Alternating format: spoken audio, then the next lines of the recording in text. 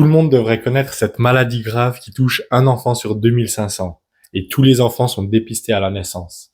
La mucoviscidose est une des premières maladies qu'on apprend en santé. C'est une maladie génétique autosomique récessive, c'est-à-dire qu'il faut recevoir une mutation du père et une mutation de la mère.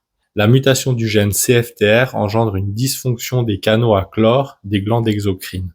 Ce sont des glandes qui produisent des substances excrétées à l'extérieur du corps. Comme l'eau suit le chlore, si le chlore ne sort pas de la cellule, l'eau reste à l'intérieur de la cellule, ce qui aboutit à un assèchement des sécrétions. Ceci aboutit principalement à ces atteintes.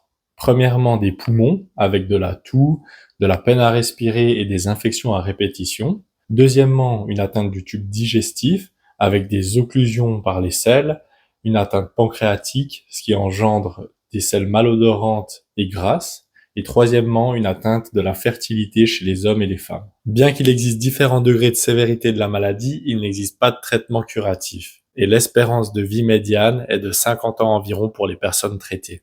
La prise en charge repose principalement sur l'administration d'oxygène, le drainage des sécrétions respiratoires, la prise d'antibiotiques, de bronchodilatateurs, la vaccination, des médicaments pancréatiques avec une nutrition adaptée et des médicaments ciblant spécifiquement la protéine CFTR. En dernier recours, il y a la possibilité de greffe pulmonaire. Et en commentaire, tu peux trouver des fiches résumées créées par Génétique.